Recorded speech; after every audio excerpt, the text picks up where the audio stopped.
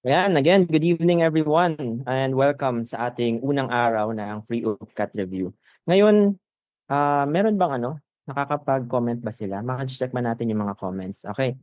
So, sa lahat ng mga attendees, can you comment sa ating post kung naririnig nyo ba ako and kung nakikita nyo ba yung ating presentation? Or press 1, yeah. Press 1 if you can hear me at kung nakikita nyo yung slides ko. Ayun, okay? Sige. Ayan, we can start now with UPCAT 101 or yung introduction natin to the UPCAT. So yun, about me, I think na-introduce na ako ng host natin kanina, pero share ko na rin a little bit about myself. I am Victor Joseph Villafuerte, the founder and president of KIPAP, and I graduated from Philippine Science High School and UP Diliman, wherein yung course ko ay BS Civil Engineering. Throughout my stay in college, I have achieved multiple awards such as Automatic, Executive Challenge, and PH 100, 100 Brightest Minds in the Philippines in 2024. Professional besides being a founder of Kipap, I was an intern in MDC and in Shopee. And fun fact, I have been invited to 41 universities to give a talk, and we have joined 7 startup competitions. So, yon noong ako ay nag-a-apply din sa college entrance exams, I applied to 3 schools, UPCAT, Ateneo, and LaSalle. And thankfully naman, I passed them all. So, dito magbibigay tayo ng mga tips kung paano rin kayo makakapasa sa mga dream schools nyo. Ito rin yung ating mga naging community of students na aspiring engineers and high school students. And yun, hopefully mag-grow pa natin yan in the coming years. And yun, na-feature na rin tayo sa CNN and PTV4. So pwede nyo panoorin yung mga episodes featuring me. And yun, just recently, we have received a grant fund from the Quezon City government. And yun, if you want more ng mga learnings natin sa tips on college entrance exam and even lecture videos, you can check out our YouTube channel, Keep Up Education. So yun, bigyan natin ng konting background yung UPCAT. Sa UPCAT, as you may have already known, meron siyang 4 na subjects. Unang subject, language proficiency, then science, then math and reading comprehension. Ito rin yung nakalatag na rin dito yung number of items nila at kung ilang minutes per subject. Ngayon naman, some lesser known facts about the UPCAT is that UPCAT is deepen yung bawat choices nyo. Kasi kapag kunyari nagsasagot kayo carelessly or nag-guess lang kayo, magkakaroon kayo ng 1/4 point deduction. So UPCAT din, pwede kayo magdala ng snacks, pwede kayong kumain anytime during the exam. Make sure lang natin syempre na hindi makalat yung mga snacks na dadali natin. And another tip ko for UPCAT is kapag kunyari nagsisimula na kayo, kabibigay pa lang ng scratch paper nyo, pwede nyong isulat doon yung mga mahabang formulas para hindi nyo na kailangan silang i-memorize while you are answering your exam.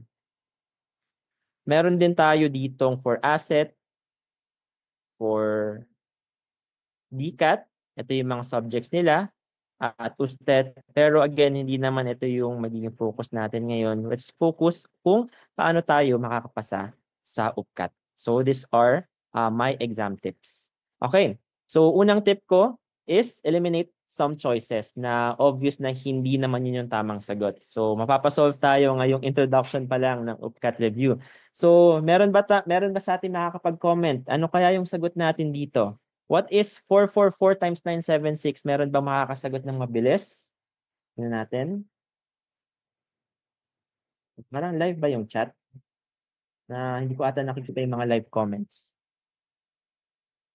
Yan. Ayun, okay. Nakita ko na. Meron ba makakapagsagot agad? Ano kaya yung sagot natin dito? 444 times 976.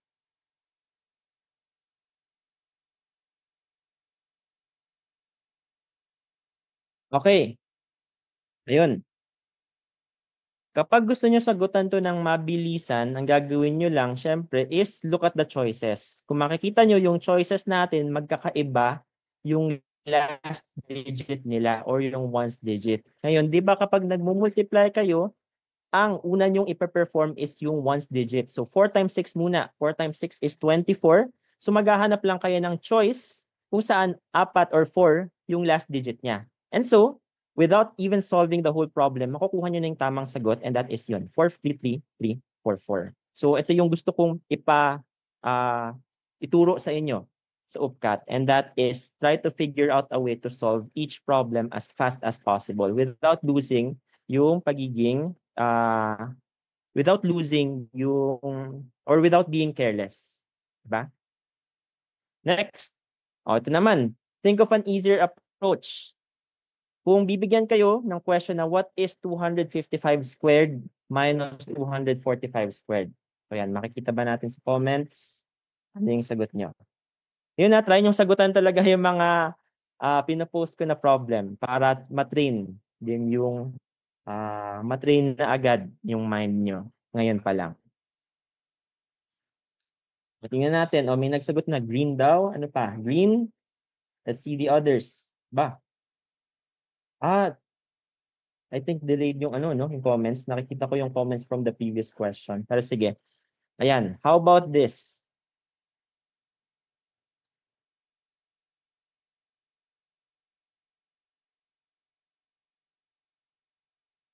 Okay, paano natin sasagutan naman yung question na ito?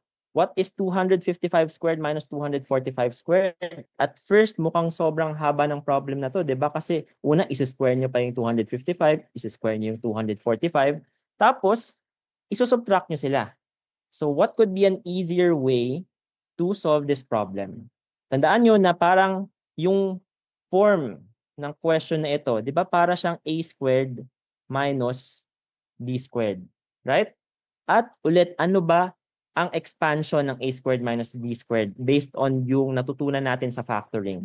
Diba this is just a plus b, a minus b. So instead of thinking it as this, ang pwede nyong gawin, i-let nyo ito as a and i-let nyo ito as b.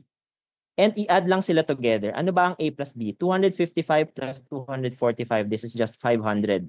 At kunin naman yung kanilang difference. 255 minus 245. This is 10.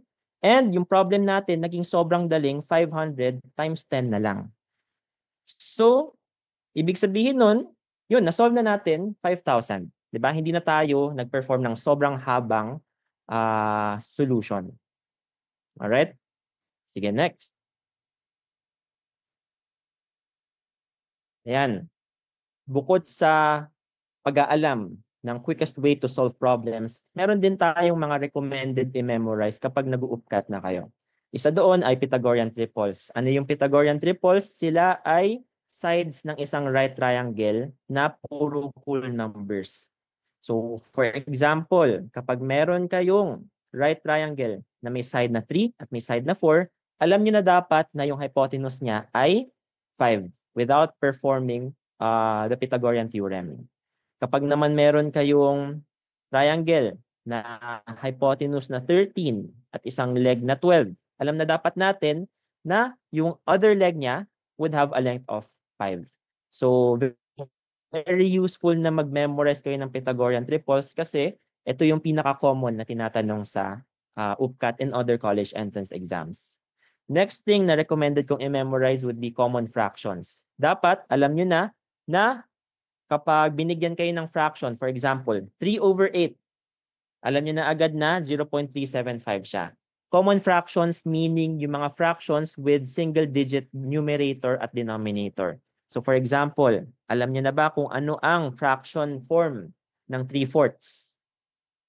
So yun, this is 0.75. So very useful, very time-saving kung alam nyo yung conversion agad-agad by heart para hindi na kayo kailangan mag-convert ng paulit-ulit. Next is the multiplication table. So, dapat mabilis na rin kayo kung tanungin kayo, ano ang 6 times 7? Yan, dapat alam nyo na agad na ang sagot, 42. Ano ang 11 times 12? Dapat alam nyo na agad, 132. So, yun. Memorize the multiplication up to 12 by 12 para again hindi na kayo mag-waste ng time to write yung solution niyo sa scratch paper. And lastly, recommended ko rin na ma-memorize niyo na yung sine and cosine of special angles.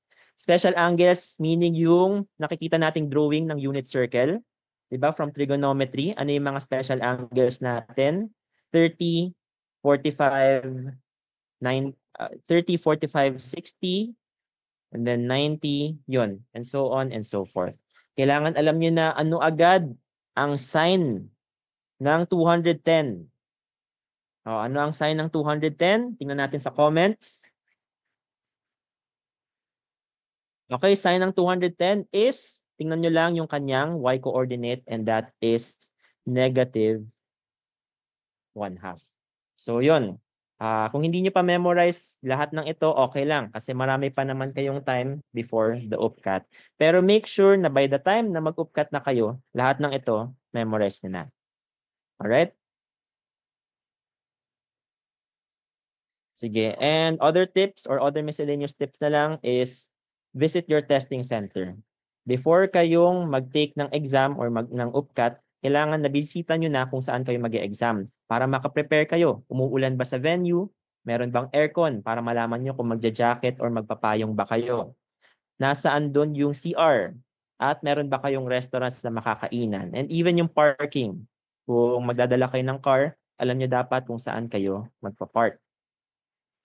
And very important is, as much as possible, try to minimize yung use nyo ng social media. And if pwede nga, deactivate na muna natin habang nagre-review tayo for the UPCAT. Okay? And yun. One of the last tips, rest if you are tired. Hindi pwedeng ipagmayabang natin na, ay, napuyat ako kasi kaka-review. Diba? Siguro sa high school, very cool na sabihin yon. Pero in reality talaga, kayo natulog, kaka-review. Dapat, habang nagre-review kayo for the UPCAT, you are at your healthiest self. And lastly, I would like to share this quote, one of my favorite quotes by Jonathan Yabut. So, basahin natin. Here's the reality. Being inspired doesn't happen every day. You will have days when you just don't want to do anything and yet you need to move. That's when discipline enters the picture. And many times, the discipline outlasts the inspired. So anong ibig sabihin nito? 'Di ba may mga araw tayo na feeling natin, ay, very motivated ako ngayon. Siguro after this session, 'di ba, sobrang motivated niyo mag-aral for the UPCAT.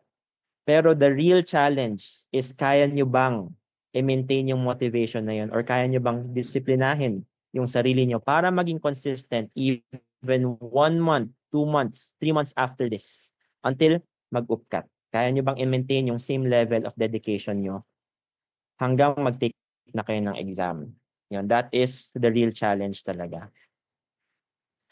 And that's it. Yun na yung opening remarks ko. I think marami sa inyong hindi nag-expect na mapapasolve kayo, diba, sa mga problems na binigay ko. Pero yun, again, I am Victor Villafuerte. If you want to reach out, ito yung mga social media platforms ko. At Instagram, at VJM Villafuerte. And at YouTube, at Keep Up Education.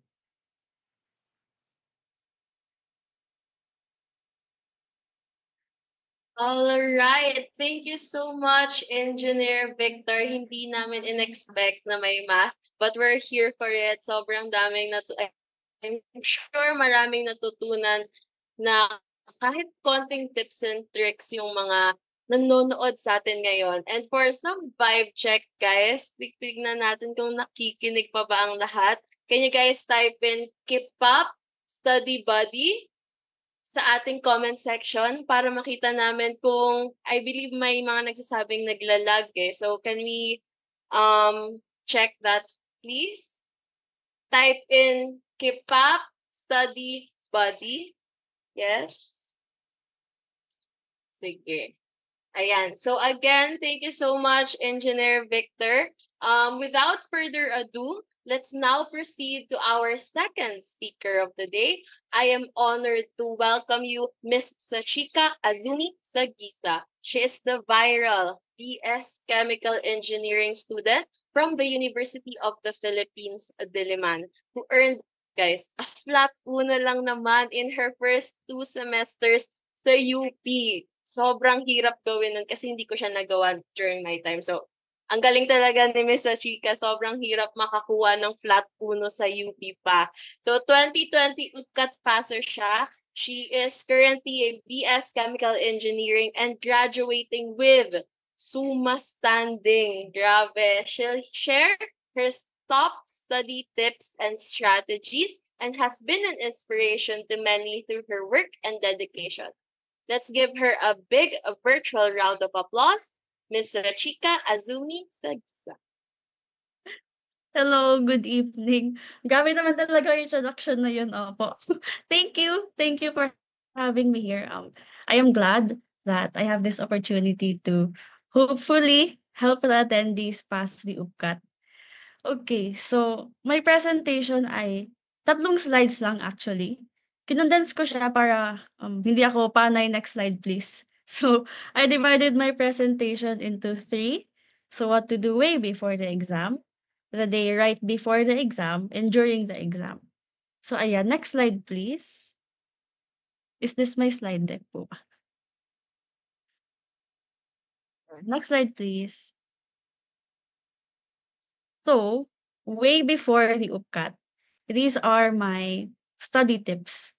So first of all, time yourself while practicing. Yung UPCAT ay naka-divide into 4 subtests. So, may math, science, language, and reading comprehension.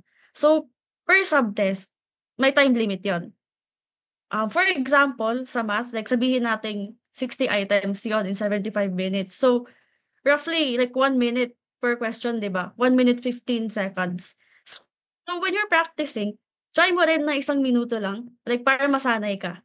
And also, if I'm not mistaken, bawal na balikan ang subtest. So, if tapos na yung time for math, bawal na siyang balikan. So, di mo pwede i-carry over yung time na natira sa isang subtest to another subtest. Okay, so second, build endurance. When studying, try mong habaan yung study sessions mo kasi I believe na UPCAT is an endurance test. Hindi siya sabing super hirap. It's just very long. Mapapagod ka and walang breaks. So, make it a point na masanay kang mag-focus for a long period of time. So, moving on to the third tip, practice active recall and do daily drills. May mga terms kasi or equations na kailangang mo-memorize. So, hindi ko na sasabihing familiarize ha, kasi baka sa exam sabihin mo ring, "Hala, familiar." So, mag-flashcards ka if you want. Ako, personally, I like Quizlet. Tapos, I look at the cards lang, like, throughout the day 'pag nagko-commute or may business sa CR. So, you can try that. Now, my fourth tip is very important. Answer mock exams. Keep up na ang bahala sa inyo dito. Mag-register na kayo. Charot, nag-plug pa talaga.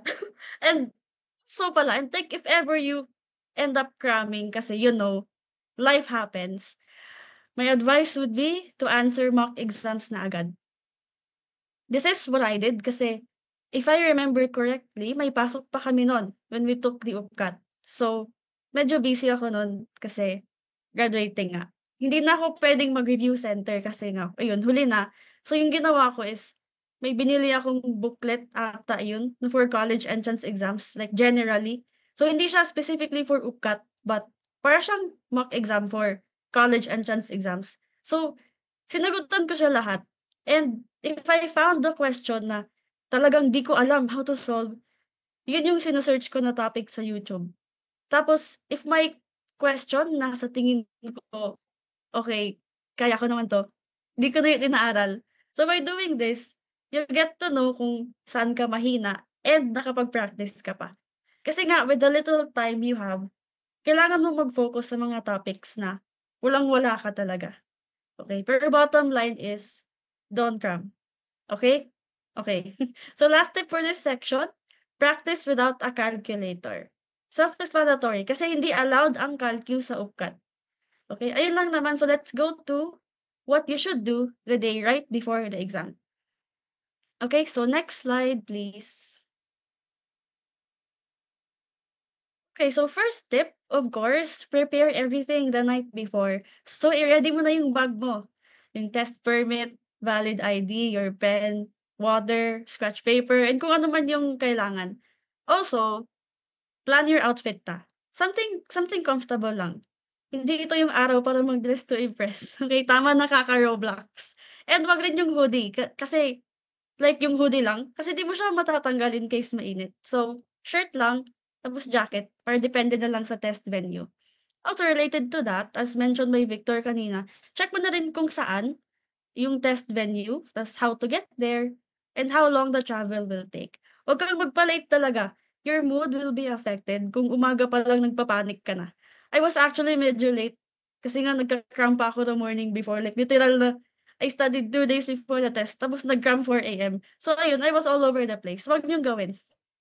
Tapos, don't cram na. Have faith in yourself. Oo.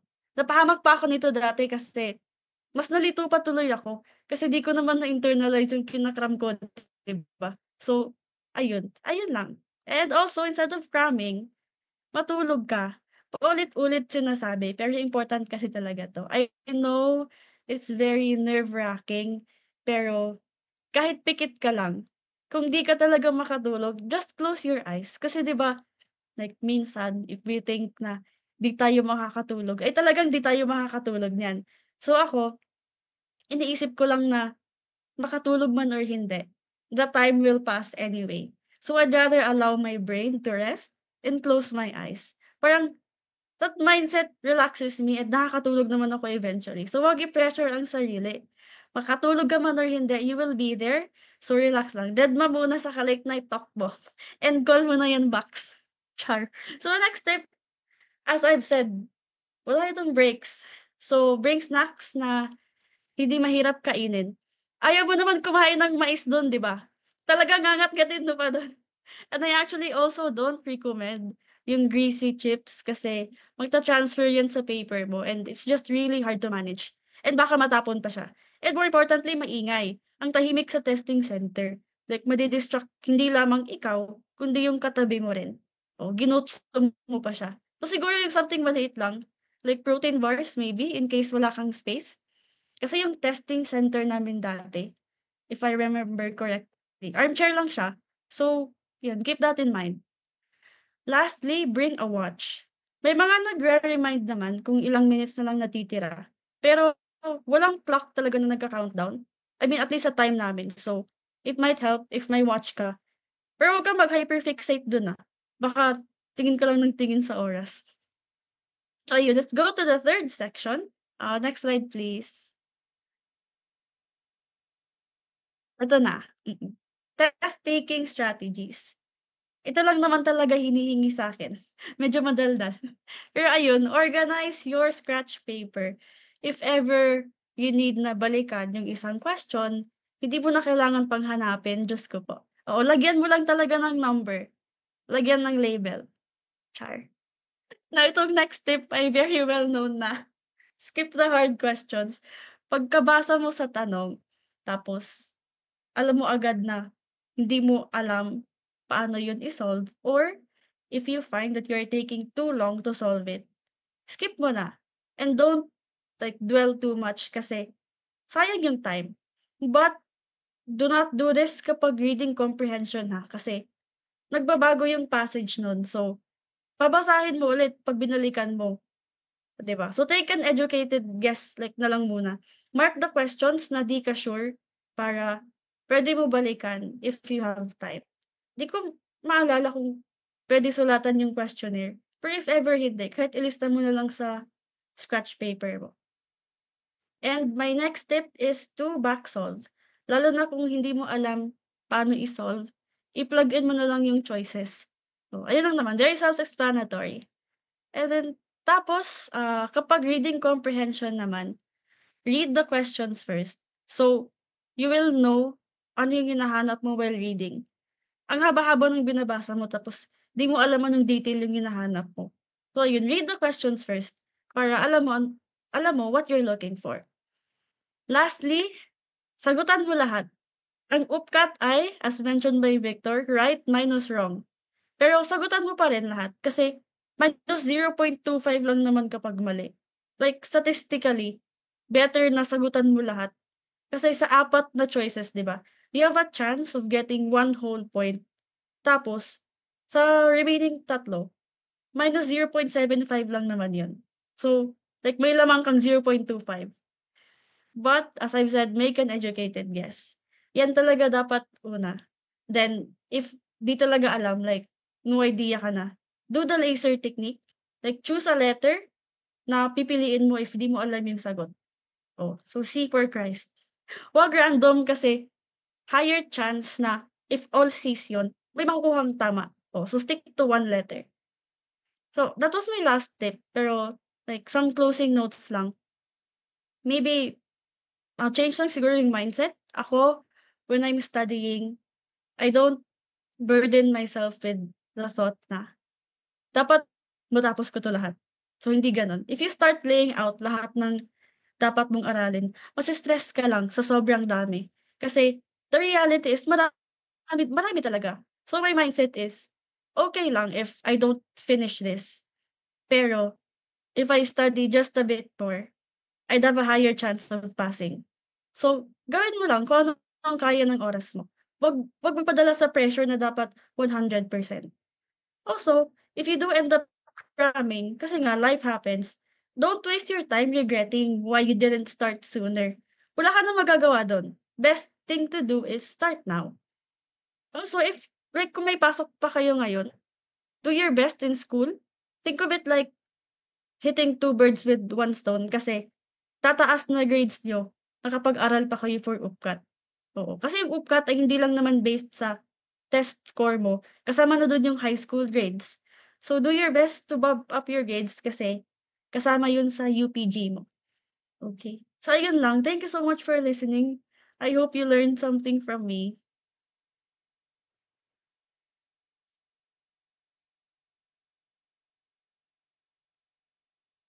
Ayan, thank you so much, Miss Chika. And I know for sure, sobrang daming naka-relate din sa preparation ni Miss Chika. And also, gusto ko yung sinabi din niya na, guys, if hindi pa kayo nagre-review, don't waste your time worrying na, hindi pa ako nagre-review, wala pa akong naaaral kasi counterproductive. So, up next, our second speaker for tonight, I am honored to welcome you, Samantha DeRay. She was the consistent rank 1 back in junior high school. She's also a consistent student with high honors from grades 9 to 12. Wow! Graduated as the first honorable mention, associate editor of the Escolaria, their student publication, won first place in both the district level schools press conference and Division Schools Press Conference 2025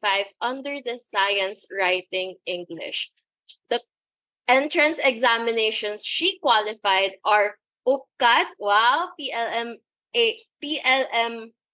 admission test, USTET, and PUP college entrance test. Now let's give her a virtual round of applause. Samantha DeRay. Hello, mic test. I hope I'm audible on your end.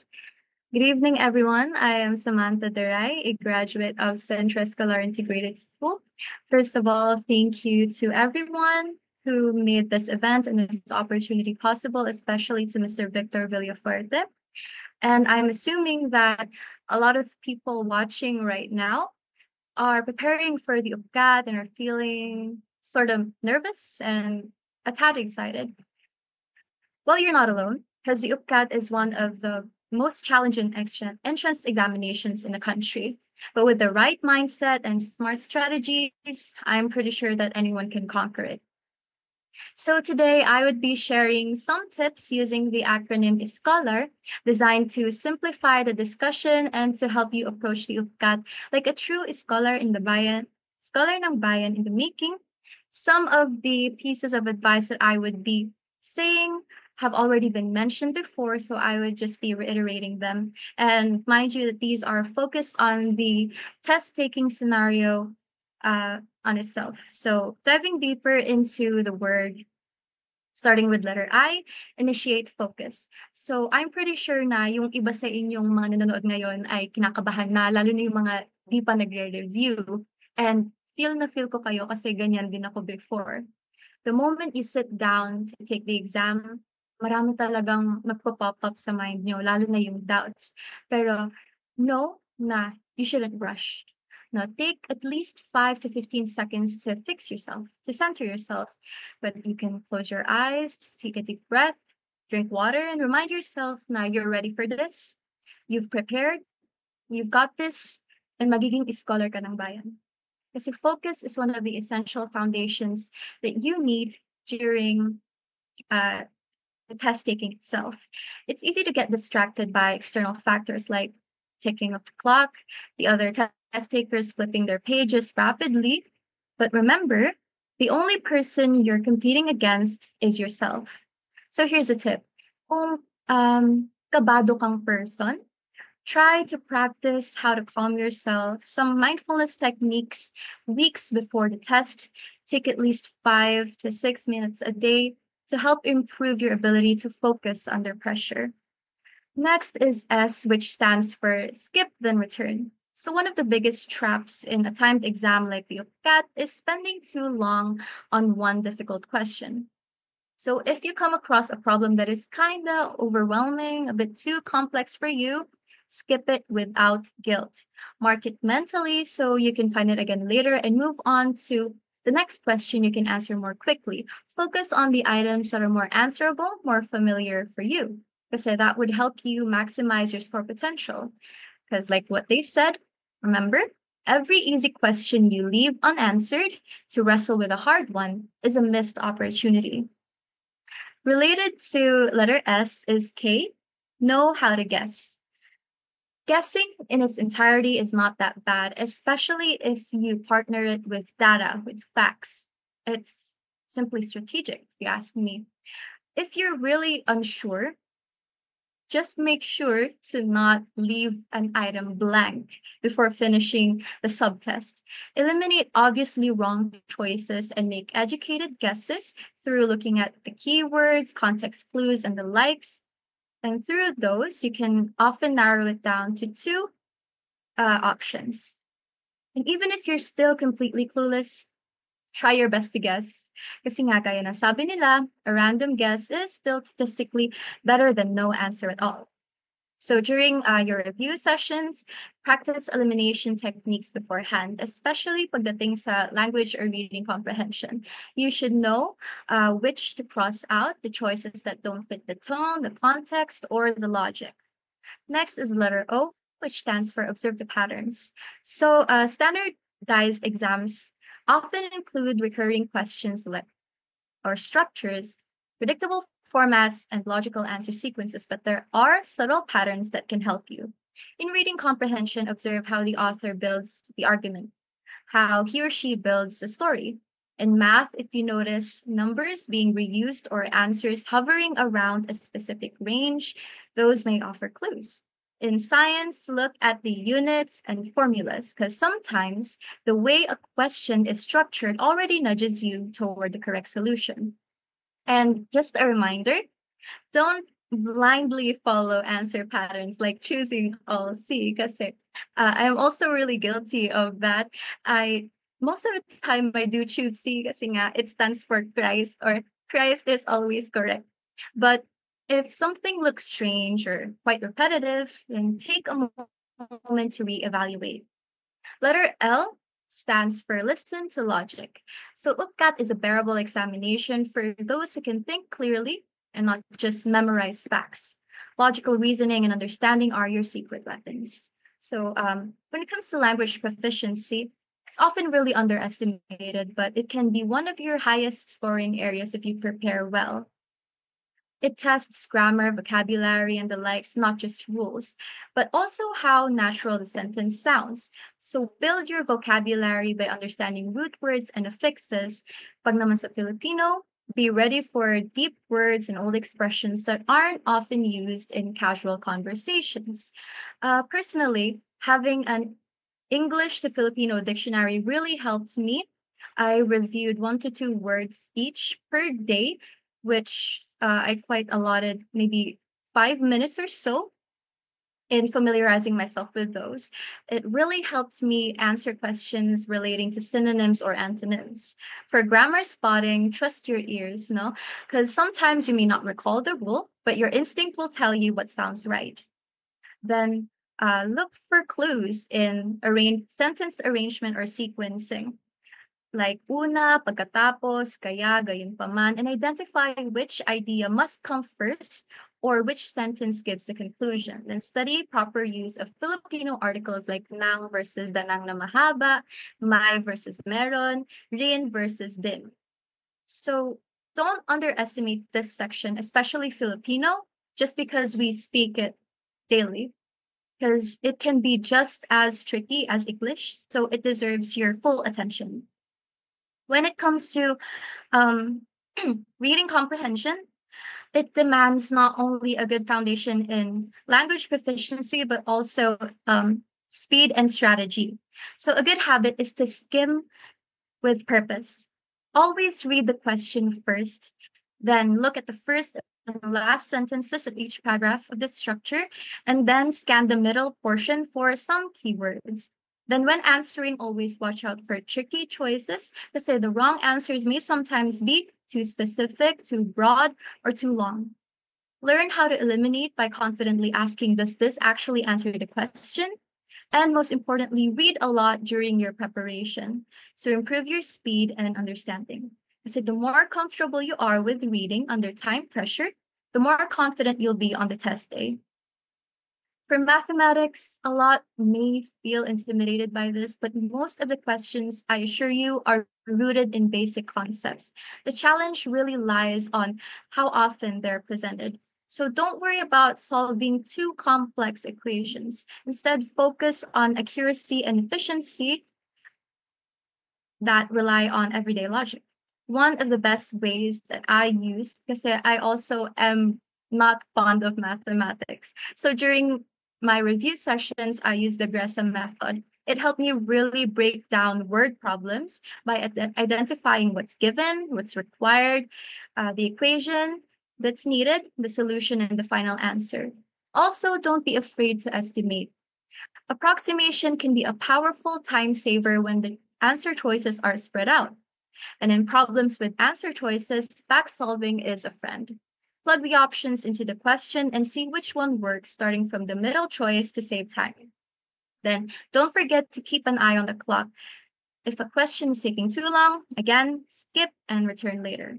For science, it isn't about memorizing every detail, it's rather about understanding how ideas connect. Visualizing processes can help, whether it's imagining how pulleys reduce force or sketching an electric circuit in your head. When facing experiments or setups, try to mentally picture what's happening. Get used to interpreting diagrams, food chains, data tables, and charts, since many questions are based on these visuals. If you can reason through, you're already halfway there. For the second to the last letter, which is A, stands for allocate time to rest. Yes, your preparation is important, and so is your test taking performance, but so is your mental and physical energy. Don't cram the night or hours before the exam. You have to sleep well, eat a good but not too heavy breakfast, and arrive early. During the exam itself, use your mini breaks wisely. When you finish a section early, close your eyes for a second, stretch your fingers, take a deep breath, because that short reset can clear your head for the next section. Warning, don't burn yourself out because overworking yourself before the test, personally, it can lead to brain fog and making illogical mistakes. Lastly is letter R, which stands for rethink, not overthink. When reviewing your answers, and you should definitely, if time permits, do so calmly and with clarity. Don't change an answer just because you're nervous, because usually your first instincts are often right. Only change an answer if you realize you made a clear mistake or you misunderstood a question or the instructions. So avoid obsessing over one question and finish reviewing what you can. So with these scholar tips and of course keep up, you're not just preparing for the UPCAT, you're already preparing to excel. Hopefully, each strategy helps you to balance speed, accuracy, and confidence. So, as a recap, we have the scholar, initiate focus, skip then return, know how to guess, observe patterns, allocate time to rest, and rethink, not overthink. And a few more reminders. If you're like me, who listen somewhat and believe to the pamahiin, lalo na yung pagtatasa ng pencil. Usually kasi ginagawa natin yon, pinapatasan natin sa mga taong nakapasa na sa universities na gusto rin nating makapasok. Pero ako, as advised by a senior of mine, ang ginawa ko, tinasahan ko yung sarili kong pencil kasi parang it's sort of a way, parang manifestation na, ay nakapasa na ako, so pwede na akong magpasa ng pencil. Ganon. And remember, getting into your dream university isn't just about being prepared. So if hindi ganon kataasan yung grades mo during high school, wag kang masyadong kabahan, wag masyadong i-down yung sarili mo. Kasi it's about being prepared and composed. And if you really want to get into UP, don't treat it as a pre-test for other examinations. So take your review session seriously kasi we don't want regrets later on. So hopefully as you walk into the examination room, carry these tips with you. But more importantly, carry trust and belief in yourself. Have faith in yourself, faith in your knowledge and preparation, and faith in God. So hopefully you tell yourself na you've worked hard for this, and now I urge you to go and ace the test on August. Thank you. All right. Thank you so much, Samantha. I'm sure na lahat ng nakikinig dito sa atin ngayon sa Facebook ay talagang natuto ng mga tips and strategies. Thank you so much for sharing those with us. Ang gusto ko lang ding i-reiterate is, guys, rest is really important. Huwag tayong dumating sa point na burnout na tayo bago pa tayo mag-review or especially during exam. So take rest as much as possible. Take these tips na binigay ng ating mga speakers sa pagre-review nyo sa journey nyo ngayon sa UPCAT. Proceed na sa ating next portion and last portion ng ating program. We will now entertain questions from our audience sa Facebook Live. That's you guys, sa mga nagko-comment dyan nang pa-join po sa GC, ganyan. If you guys have any questions, you can ask questions now for Engineer Victor, for sa Chika, or for Samantha. So, if meron kayong mga questions, feel free to ask them now. Babasahin natin yan sa ating comment section. Okay, let's just wait for a couple of minutes kasi medyo may konting delay lang.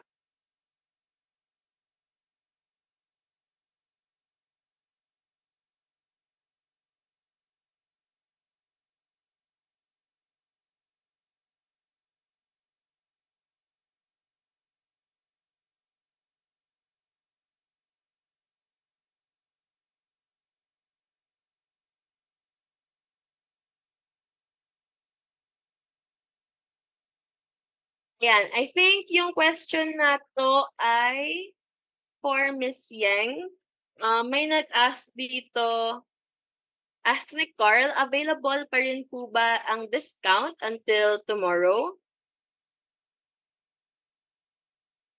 Yeah, hello, Miss Ali. Yung discount for pag-enroll no sa K-pop program, yes, available pa rin po 'yan, no? Open pa rin po siya para sa lahat.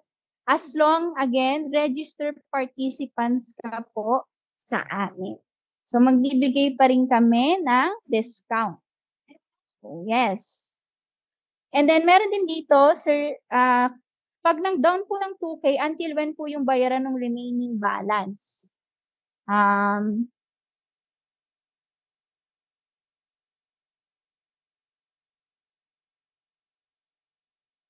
Okay, so yung question na yun ay ilang months pwedeng bayaran? I believe may 4 months, but we will confirm sa ating K-pop team. But I believe yes, meron kayong 4 months to pay.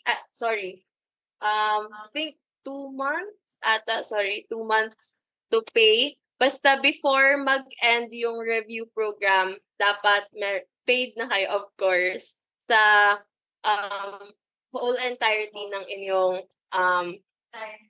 payment. Yes. Yan. Okay. So regarding dito sa one take lang po ba sa mock test? Yung mock test ba to doon sa aming program, yung mismong program namin ay meron kaming dalawang mock test na ibibigay. So yung una, may mock test kami, and then meron tas in the middle, i-discuss yon ng instructors, and then after that, meron ulit kaming ibibigay ng another set ng mock test. Okay? Yon. Pero para kung ngayon, since naghihintay pa tayo, dito sa aming pre-UPCAT review, meron na kami in-offer na mock test nga sa mga enrollees, sa mga registered participants natin. Okay? And one take lang yun na ibibigay yung sa mga mock test namin. And meron din tayong question. Pwede po itong sagutin ni Engineer Victor or ni Sashika and Samantha. Meron ditong question. Any tips po for someone na mahina sa math kahit anong gawin?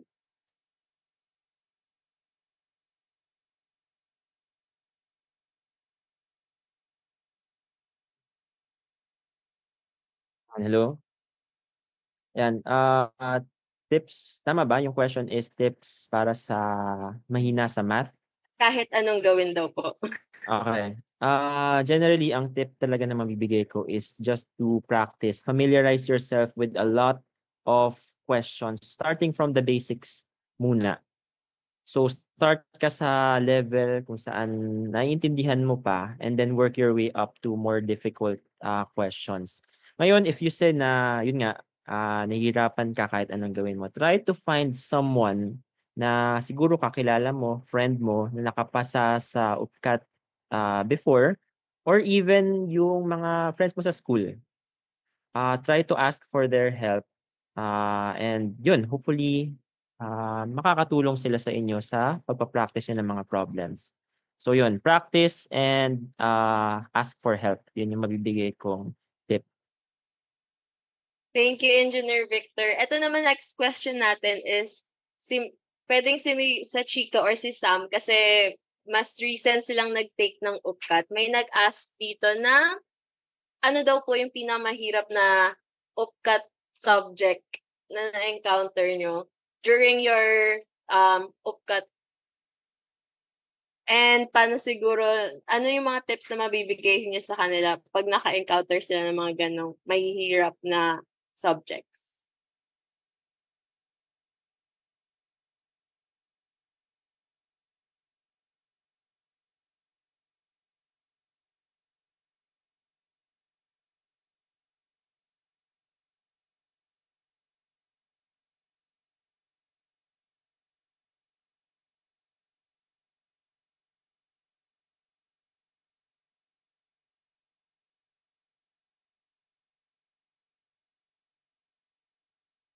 Hello?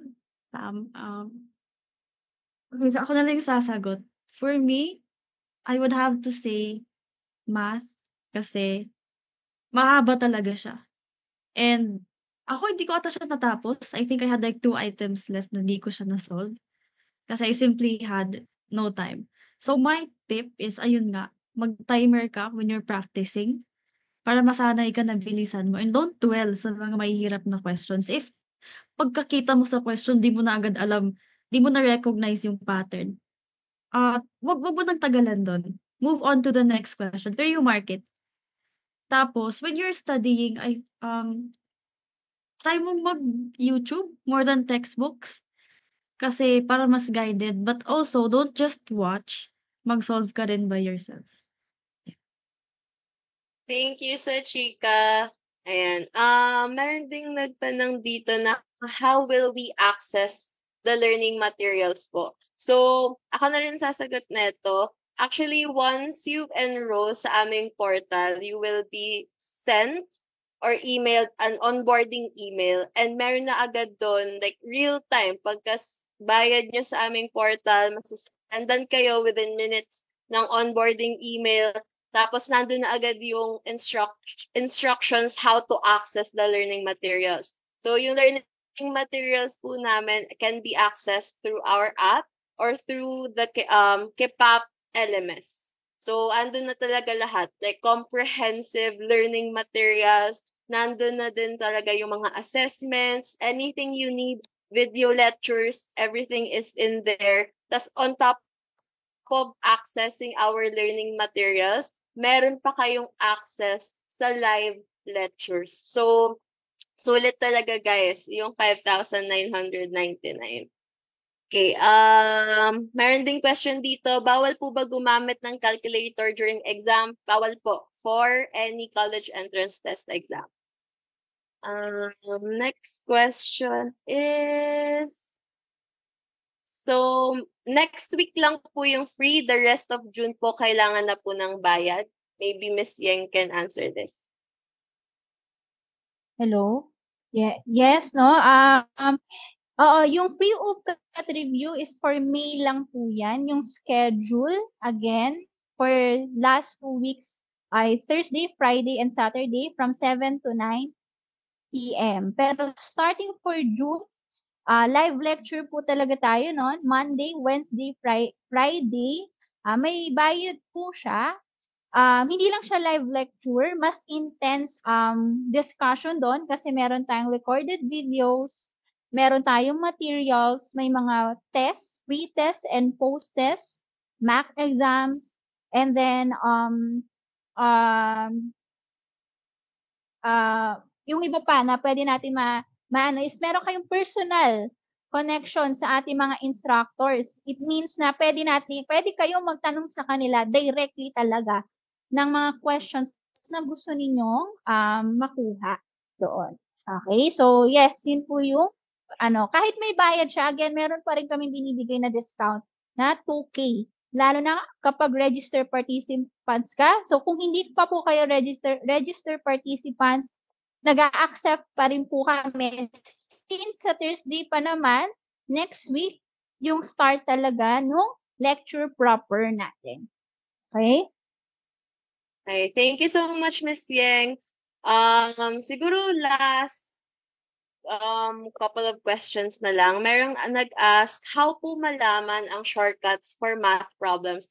Actually, ako na yung sasagot dito. This is one of the things na tinuturo talaga namin sa video lectures namin, sa live lectures, sa handouts. Yung mga shortcuts for math problems. So, kapag may discussion, right on, dinidiscuss na rin ng mga instructors namin kung paano mas mapapadali or ano yung shortcut for this specific type of question sa math.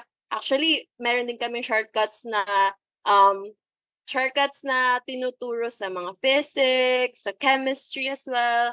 So, galing talaga yung mga shortcuts namin sa mga instructors. Okay, nagtanong saan po pwede magbayad. Pwede kayong pumunta sa portal.kipap.com. We will send over the link here sa comment section. Tignan na lang natin. May code din mamaya na ipapakita dito para din sa mga may nagtatanong din kasi dito saan yung portal. So mamaya po ipapakita ulit namin yung link and yung code. Saka pwede din namin i-comment. All right. Okay. Sige, hanap. Yes, guys. Sobrang daming questions. I love it. Keep them coming. May nagtanong dito, pwede po ba magdala ng water bottle, I believe, during the exam? Yes, pwedeng magdala ng water bottle, pwedeng magdala ng sinigang kung yun yung gusto nyong kainin. Basta make sure na you keep your space clean and hindi distracting yung kakainin nyo. para rin sa other students na nagtitake ng exam. Okay, let's see. Yan, meron ding question dito, ilang months po ang review? Start na yung review now until July. Pero guys, ang isa sa mga maganda rin kasi when you guys enroll sa Kipap is meron kayong 1-year access.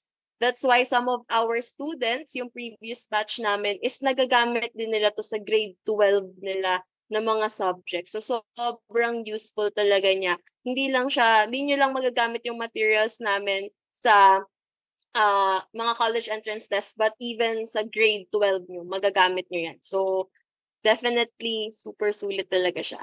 Okay? I think last 2 questions na lang tayo.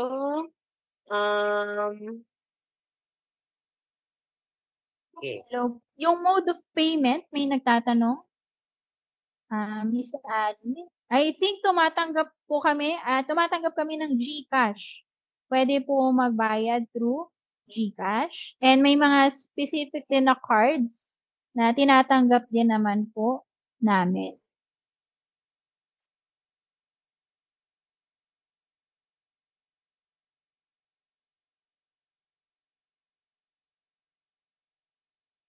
Yes. So aside sa GCash, guys, yung pinaka-suggestion talaga namin is enroll kayo sa mismong portal namin. Again, that's portal.kipap.com. Kasi if you guys enroll there, mabibigyan na kayo agad ng ng instructions how to access the learning material. So after nyo mag-pay, may onboarding email na agad na isa-send sa inyo within minutes of paying. And doon nyo malalaman yung instructions how to access our LMS and also our community group.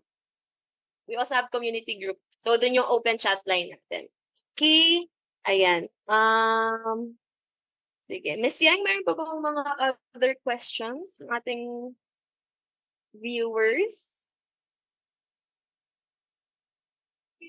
Siguro last na about dun sa study tips, no? Pwede nating i-ask ulit sila Sir Victor, si Ma'am Sachika, and si Samantha. So, what do you suggest for studying? Should I focus on one subject until it is done or alternate between subjects? Well, I think I can answer this first. And ang sagot ko dito is, it depends talaga on what works for you. Sa akin, personally, mas gusto ko na structured yung aking pagre-review. That means hindi ako magmo-move on sa next subject without first finishing yung inaral ko or yung inaaral ko. Kasi kapag kunyari palipat-lipat ka ng subject, parang may chaos sa pagre-review nyo and maguguluhan yung isip mo. Para may sense of structure ka, I recommend na tapusin mo muna yung nire-review before moving on to the next topic.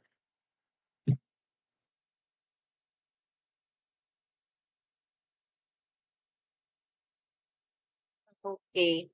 Ayan.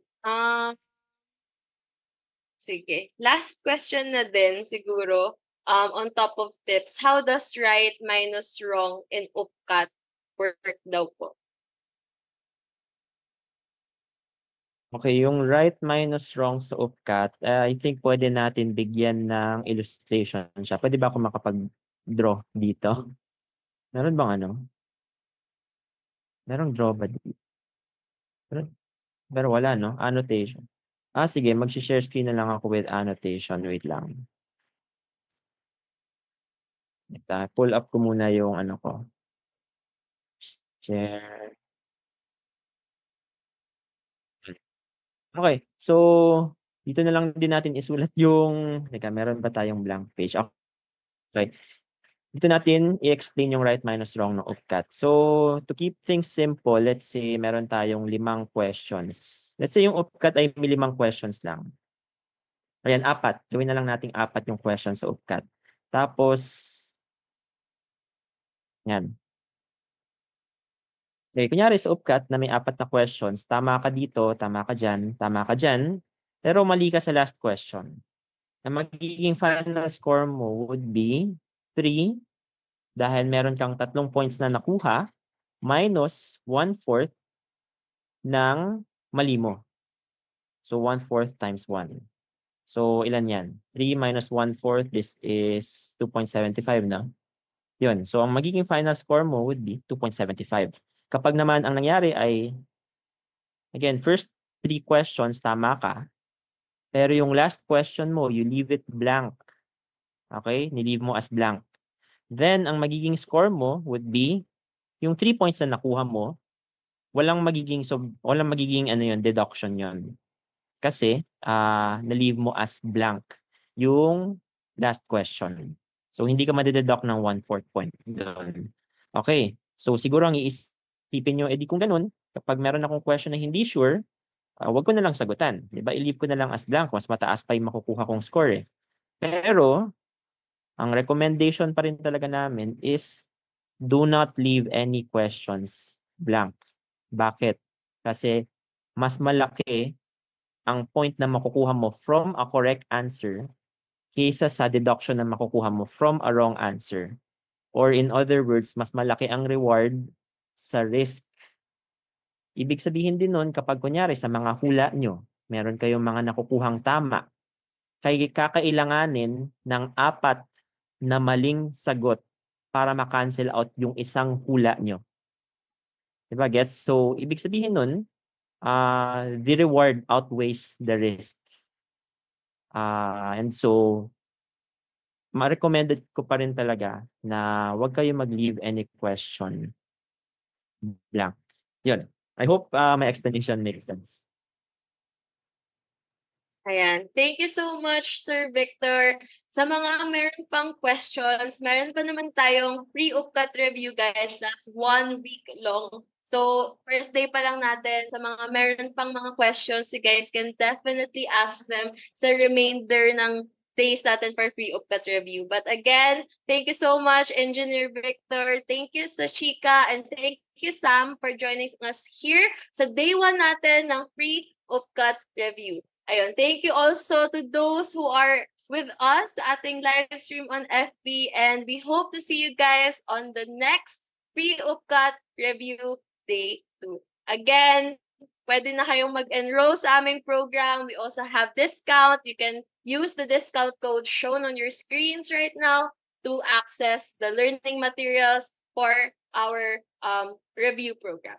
Okay, thank you guys so much and see you on pre-UPCAT review day 2. Bye guys!